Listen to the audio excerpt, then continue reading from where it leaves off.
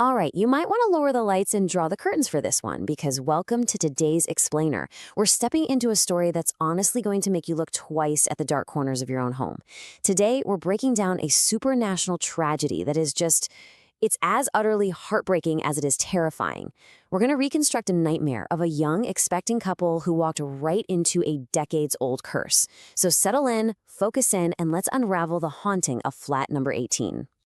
You shouldn't stay in this house. It's best you go live somewhere else. I mean, just imagine that for a second. You open your front door to a newly hired maid, and instead of a polite, normal greeting, she just stares at you with these wide, terrified eyes and begs you to flee. This isn't just some vague feeling of unease, right? This is a frantic, desperate warning. The atmosphere of absolute dread is established instantly. The people who know this building, the locals, they know exactly what resides within those walls, and worse, they know what it wants. And that leads us right to the central question of our explainer. What horrific secret is actually hiding inside flat number 18? I want you to step into the shoes of our doomed protagonists here. We're going to look at the clues, the glaring red flags, and the terrifying encounters they faced.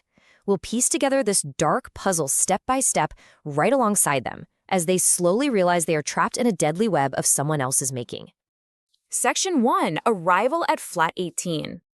Okay, let's dive right in. Meet Ronak. He's an ambitious civil engineer, and his wife, Juhi, who happens to be 7 months pregnant. Now, they've just endured an exhausting 5-hour drive without a single stop. So Juhi is completely drained. Physically, emotionally, she desperately needs to rest. They finally pull up to this yellow, incredibly normal-looking company building. It's supposed to be this great, fresh start, you know? A reward for Ronek's hard work, a supposedly upgraded home for their growing family. But the immediate, glaring red flag they encounter the literal second they step out of the car is chilling. The property security guard rushes over to greet Ronak. Totally normal, right? But the absolute moment Juhi steps out and the guard spots her 7-month pregnant stomach, he physically steps back in sheer terror.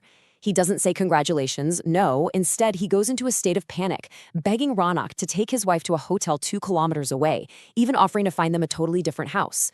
Ask yourself, why would a perfectly clean, prepared flat suddenly be completely off limits the second a pregnancy is revealed? This brilliantly illustrates a fatal flaw we see so often, the clash between raw intuition and blind logic. Juhi is exhausted, sure, but her instincts are screaming that something is terribly wrong with this guard's reaction. Ronak, on the other hand, is just entirely fueled by ambition. He just got a promotion. He sees a bigger, better apartment.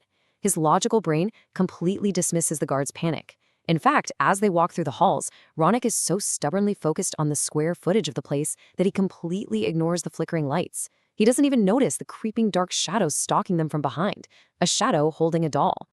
Section 2, Warnings and Escalating Terror. So the crucial point here is how logic can sometimes act as a literal weapon of gaslighting. Let's look at their very first night. At 1:30 a.m., Juhi is jolted awake. She feels a physical presence, a hot, intensely rough hand caressing her pregnant stomach. She feels an actual burning sensation and just screams. But when Ronak turns on the light, he sees no physical burn mark. And what does he do? He rationalizes it. He blames the 5-hour drive and travel fatigue. It is almost darkly comedic how desperately he clings to logic in the face of the completely inexplicable, telling his terrified wife she's just having a nightmare in a new place. It's a terrifying kind of psychological horror, really, to experience something so physically violating, only to have your protector confidently tell you it's all in your head. And the velocity of this haunting, it is absolutely staggering. This isn't a slow burn by any means. Night 1, 1:30 a.m., we have the unseen hot hand on Juhi's stomach. Just hours later, on the morning of day 2, that new maid arrives, gives her frantic warning to leave, and spots a terrifying black cat with glowing red eyes in the kitchen. By the afternoon of day 2, that same maid is dead. This shows us that the entity in flat 18 is fiercely territorial, incredibly impatient, and operating on a wildly aggressive, accelerated timeline. We really need to look at the specifics of the maid's gruesome death to understand the sheer power of this entity. The maid tries to flee, obviously, but the black cat follows her, right into the confined space of the elevator. And right before her eyes, the animal dissolves and transforms into a looming, dark shadow. Then it unleashes this ear-piercing, horrific, wailing cry. The sonic force and the dark magic of this entity are so intense that the maid actually begins to bleed fatally from her ears, nose, and mouth. It's an instant, visceral demise. This proves the haunting is not just about spooky shadows in the corner. It is violently, actively lethal. Section 3. The Lullaby and Attack. Chanda hai tu, mera suraj hai tu, o meri aankhon ka tara hai tu. It translates to, you are my moon, you are my sun, you are the star of my eyes. It's a sweet, deeply loving lullaby a mother sings to comfort her child. But when it echoes out of thin air, from the empty corners of a dark balcony, well, that pure maternal love twists into something profoundly unnatural and just deeply unsettling. What's wild is how calculated the haunting is. It deliberately isolates Jui. While Jui clearly hears the lullaby and feels the baby inside her kicking wildly, reacting to the entity, Ronak is entirely disconnected. Jui grabs his hand, places it on her stomach so he can feel the frantic movement. But Ronak, he feels nothing. The baby is completely still for him. He hears absolutely no singing. And in a masterclass of tragic skepticism, he rolls his eyes and actually blames the horror web series Jui had been watching. The entity perfectly manufactured a situation where Jui is totally alone in her terror. But eventually, the veil has to be lifted. Ronak tries to guide Juhi back into their bedroom to sleep, dismissing her fears one final time. But as they step into the room, his precious logic completely shatters. Sitting right there on the edge of their bed is the dark shadow, and it is gently, methodically rocking a doll in its arms, humming that exact lullaby. It's this chilling moment of realization where the husband finally sees the ghost, validating every single one of Juhi's terrified pleas, but doing so when it is tragically far too late. The shadow stops rocking the doll, looks directly at Juhi's stomach, and declares its true, singular motive. This baby is mine. Give it to me. I will take it. It's a chilling statement of absolute intent. There's no negotiation here. There's no reasoning with it. And what follows is just pure, supernatural chaos. The moment Ronak tries to escape, the bedroom door violently slams and locks them inside. The black cat materializes out of nowhere and viciously attacks Ronak's face, neutralizing him, keeping him bleeding and away from his wife. With the protector incapacitated, the shadow glides over to Jui and places its hand directly on her stomach. The sheer dark energy causes Jui unbearable agony, and she faints. When the chaos finally settles and the entity vanishes into thin air, it's no longer holding a plastic doll. It is holding a real infant.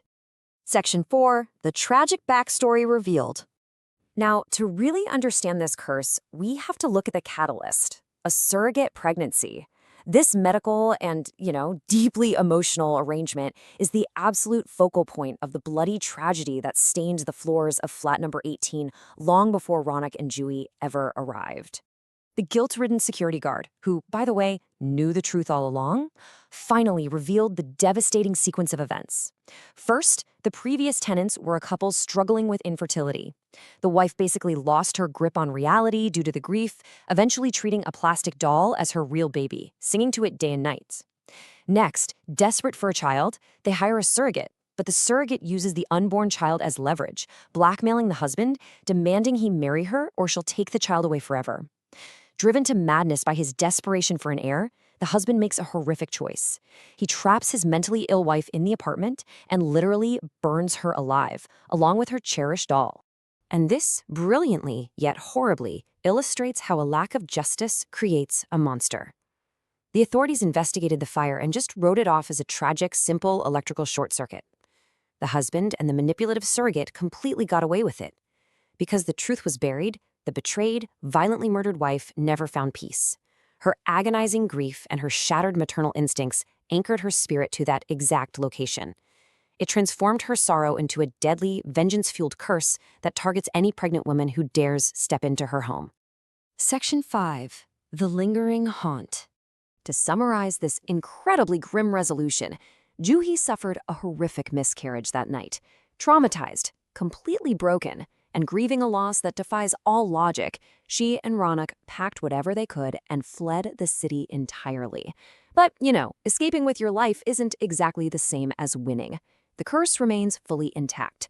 The ghost accomplished exactly what she wanted. She successfully traded her scorched, lifeless plastic doll for their unborn child, leaving the doll behind on the bed as a sickening receipt of her transaction. So, I'm going to leave you with this final thought to take away from today's explainer. You might feel safe in your home right now. You might think every creak of the floorboards is just the house settling, or that the faint noises outside are just the wind. But if you ever wake up in the dead of night and hear a faint lullaby echoing from a dark, empty hallway, are you absolutely sure you aren't living in flat number 18? Thank you for focusing in with me today. Keep your eyes open and trust